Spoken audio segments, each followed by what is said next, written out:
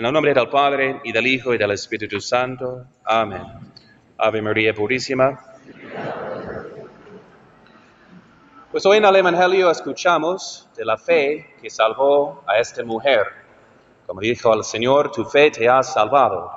Y también escuchamos entonces en la epístola de San Pablo de los que han perdido la fe por no tener deseos y sabores, digamos, de las cosas espirituales, cuyo Dios es el vientre, quienes han rechazado a Cristo crucificado. Entonces tenemos hoy presentado ante nosotros dos opciones de seguir con la fe católica, sin la cual es imposible agradar a Dios, que es el principio de la justificación, que es la luz que Dios infunde en el alma para divinizarla, para que veamos y sepamos las cosas de Dios, o podemos también perder la fe siguiendo al mundo y, como dice Santo Tomás, por causa de los pecados carnales, especialmente la lujuria, se apaga la luz de la fe en el corazón. Entonces vamos a meditar este principio de nuestra justificación, ese don de la fe, empezando con las palabras del Papa Benedicto XIV, quien hace 2 siglos nos dijo, más de 2 siglos, dijo, afirmamos que la mayor parte de los condenados a las penas eternas padece su perpetua desgracia por ignorar los misterios de la fe, que necesariamente se deben saber y creer para ser contados entre los elegidos. Es decir, por una ignorancia vencible, basada en la flojera o la mundanalidad, la mayor parte de los condenados van a sufrir su eterna desgracia en el infierno. Y además, entonces, eso dijo hace más de 2 siglos. Y el padre Federico Faber, dijo que será señal de los últimos tiempos, de que gente de buena voluntad hará la obra del anticristo, por ignorancia de la fe. Como ustedes saben, los santos nos hablan también de una iglesia falsa, de muchos católicos que realmente no lo son, por profesar herejías y no saber y estudiar su fe en los últimos tiempos. Y vemos entonces, como vimos en la crisis arriana, cuando dice San Jerónimo, el mundo se despertó al encontrarse vuelto arriano, que esos herejes que negaban la divinidad de nuestro Señor ocupaban los puestos y los templos católicos en una gran parte del mundo. Entonces, para que estemos listos para esta batalla, tenemos que estudiar nuestra fe y las herejías actuales. Ustedes saben que el diablo nunca descansa. Y el Señor dice, para eso he venido al mundo y para eso he nacido, para dar testimonio a la verdad. Esa es su misión, la verdad que nos hace libres, que nos salva. Entonces el Señor y el diablo, su enemigo, siempre intenta de sembrar cizaña entre el trigo en el reino de Dios, para corromper nuestra fe, para que muera esta semilla de la verdad que nos salva en nuestra alma. Entonces, tenemos que estudiar las herejías actuales. Y hace menos de 100 años, más o menos 100 años, el Papa San Pío X condenó lo que llamó el síntesis y resumen de todas las herejías. Podemos ver que de cierta forma puede ser la última herejía, porque contiene a todas las demás. Primero, ¿qué quiere? Porque expresa lo que es la esencia de herejía. ¿Qué quiere decir herejía? Es una palabra griega que quiere decir escoger. Es el católico, entre comillas, digamos, de buffet, ¿no? Que escoge lo que quiere, la doctrina que le gusta y rechaza la que no le gusta. Y aunque escoja, digamos, 99% de las doctrinas católicas de su gusto, por rechazar un solo dogma de la fe, ya no es católico. Ha perdido la fe en su integridad, porque hay un solo motivo sencillo por el cual somos católicos. Y como ustedes saben, cuando hacen su acto de fe, sé que hay varias fórmulas, pero lo esencial es lo siguiente. Dios mío, porque eres verdad infalible, creo firmemente todo aquello que has revelado y la Santa Iglesia me propone para creer. Así de sencillo, ¿verdad? Sabemos con certeza que Dios está hablando por sus milagros y profecías, de modo que podemos confiar y creer absolutamente en lo que nos revela, que nos propone su Santa Iglesia, a quien Él dijo, el que vosotros oye, a mí oye, como dijo sus apóstoles, al magisterio, ¿no? Entonces, eso es el acto de la fe, que la fuente es Dios y la regla próxima, digamos, es la Iglesia.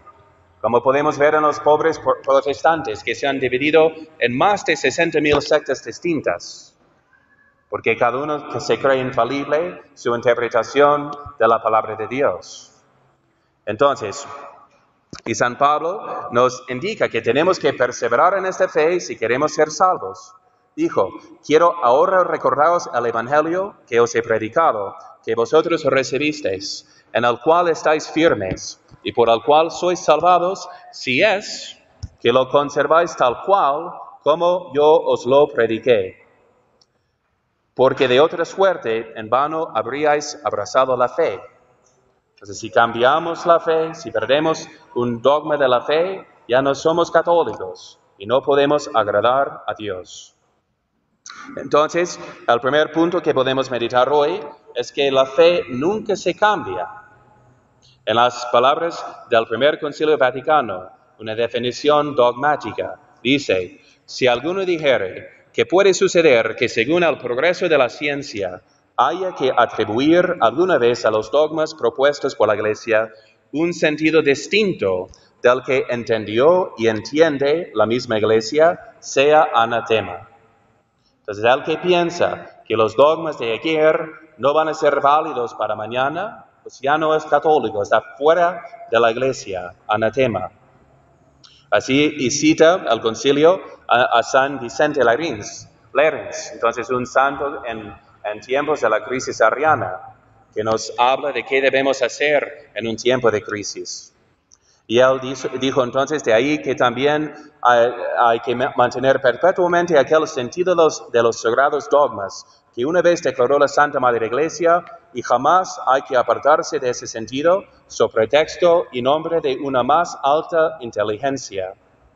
Dice el santo, siempre en su propio género, en el mismo dogma, en el mismo sentido, en la misma sentencia. Y luego cita al apóstol, quien dijo, aun cuando nosotros mismos o un ángel del cielo os predicase un evangelio diferente del que nosotros os hemos anunciado, sea anatema. Es decir, que ni los apóstoles, ni un ángel del cielo, y mucho menos los sucesores de los apóstoles, pueden cambiar un dogma de la fe católica, que es siempre el mismo ayer, hoy y para siempre. Entonces, esta herejía de modernismo, creo que nunca les he predicado un sermón completo sobre el modernismo, pero lo vamos estudiando en la clase sabatina, en la mañana. Pero tenemos que estudiar esta herejía, ¿verdad? Y hay una encíclica del Papa San Pío X llamada Pascendi sobre este error, que es un poco difícil de entender, ¿verdad? Ya que habla de muchos ismos y errores, pero más bien vamos a estudiar hoy y les propongo leer el documento Lamentabili, que es una colección, digamos, de sus errores, sentencias concretas que están condenadas, para que entienda por qué el modernista es como una serpiente y utiliza un disfraz católico, pero cambiando el sentido de las palabras. Entonces, dice, ¿qué enseña esencialmente? Cuando habla de todos esos ismos, del modernismo, del laicismo, de la masonería, del naturalismo, inmanentismo, es simplemente una y otra manifestación del mismo principio del anticristo, al que se opone a Cristo, que es de poner la fe subordinada a la razón, Dios subordinado al hombre, la Iglesia subordinada al mundo, ¿verdad? Son miles de manifestaciones diferentes de este mismo principio satánico, ¿no? De poner todo al revés. Entonces, ¿qué enseña exactamente? Vamos rápido por las categorías que el Papa nos da. Y piensen por un momento de la táctica del enemigo. Si vas a corromper a la fe y a la iglesia, hay que atacar o echar el veneno en las fuentes, ¿verdad? Entonces la primera fuente que atacan, obviamente, es la iglesia, que dice San Pablo, es la columna y el baluarte de la verdad, la iglesia de Dios vivo. Entonces ahí empiezan para destruir el fundamento de la verdad que nos salva. Entonces, y dicen que proponen que el magisterio de la Iglesia no puede determinar el sentido genuino de las Sagradas Escrituras, ni siquiera por medio de definiciones dogmáticas, ¿no? Es decir, que es el teólogo modernista que nos va a decir qué quiere decir la Iglesia, qué quiere decir las Escrituras. Que la Iglesia, el magisterio es como el abuelito, ¿verdad? Un poco anticuado, que no se ha actualizado. Eventualmente va a llegar al corriente, pero entre tanto que sigamos a los teólogos modernistas y no al magisterio. Pero ¿por quién rezó nuestro Señor Jesucristo? ¿Por los teólogos para que nunca desfallezcan su fe? No, sino solamente por Simón Pedro, ¿verdad? Y prometió nomás solamente a los apóstoles, el que vosotros oye, a mí oye.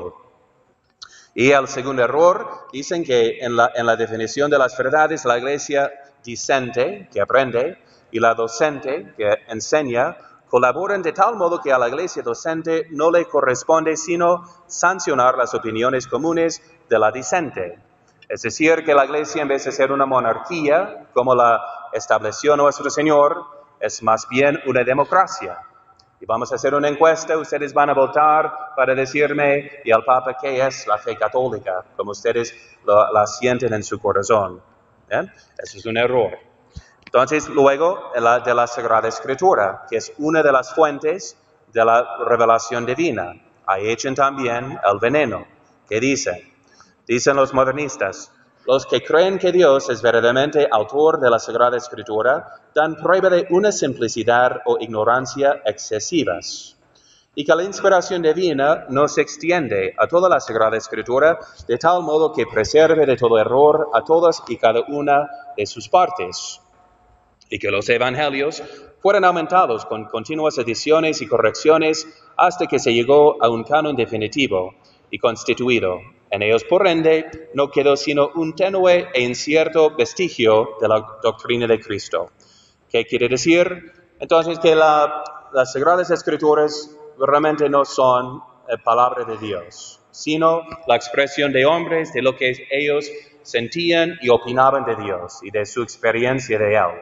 Y que además, lo que tenemos en el Evangelio, según los modernistas, los apóstoles inventaron y sus discípulos y las primeras comunidades por los primeros siglos de la Iglesia. De modo que no sabemos quién fue realmente nuestro Señor. ¿Bien? Que esos son los errores de los modernistas, que son condenados muchas veces. Y este punto enfatizo y le voy a explicar un poquito más, porque en casi cualquier escuela de Biblia en el mundo de hoy van a escuchar muchos errores que la Iglesia ya ha condenado, ¿no? Entonces, se lo prometo. Entonces, y porque condenó el Papa León XIII, por ejemplo, como nos dice y repite el Papa Benedicto XV, que solemnemente declaró la antigua y constante fe de la Iglesia acerca de la absoluta inmunidad de las Escrituras respecto a cualesquiera errores. Porque si Dios es el autor, como definió el Concilio Vaticano I dogmáticamente, no puede haber error en lo que Él escribió, siendo la verdad infalible. Y condena los que dicen, aquellos modernos que introduciendo la distinción entre el elemento primario o religioso de la Escritura y el secundario o profano, quieren en efecto que la inspiración misma se extienda a todas las sentencias y hasta cada palabra de la Biblia, pero coartan o limitan sus efectos y ante todo la inmunidad de error y absoluta verdad al elemento primario o religioso. ¿Okay? Quiere decir que van a decir que lo único que es infalible o inerrante en la Biblia es la moraleja. Si habla de personas o hechos históricos, pues eso no tenemos la garantía que sean correctos. Eso es un error condenado por la Iglesia. Y para que ustedes sepan, ¿no? Porque muchos lo repiten, es que Adán y Eva no existieron, es como una parábola. Ustedes saben, nomás por venir a misa cada domingo, que es una parábola. Cuando el Señor habla de esa forma, no menciona nombres específicos, ni lugares específicos. Habla simplemente de parábola. Por ejemplo, de un hijo pródigo que fue a tierras ajenas, ¿verdad? Mientras de Adán y Eva menciona sus nombres, dónde vivían, quiénes eran sus descendientes y cuándo murieron. Y los propios judíos, tradicionalmente, pues que conocen su propio idioma y sus estilos literarios, afirman también que eran personas históricas, como la Iglesia de Cristo ha definido. Entonces, en la encíclica, por ejemplo, Humanum Genus, o Humani Generis, de Pío XII. Bien, eso dice Pío XII, por fin es una solemne definición de que no hay error alguno en la Sagrada Biblia. Aunque no siempre habla de una forma histórica, ¿verdad? Hay parábolas, pero ustedes mismos pueden distinguir la diferencia, ¿no? Y además de revelación, pero porque si admitimos ese error de que no hay la garantía de hechos históricos, por ejemplo, si nació de una virgen, si resucitó, si hizo milagros, pues quién sabe. La moraleja es simplemente que pues amemos a Dios y ya, ¿no?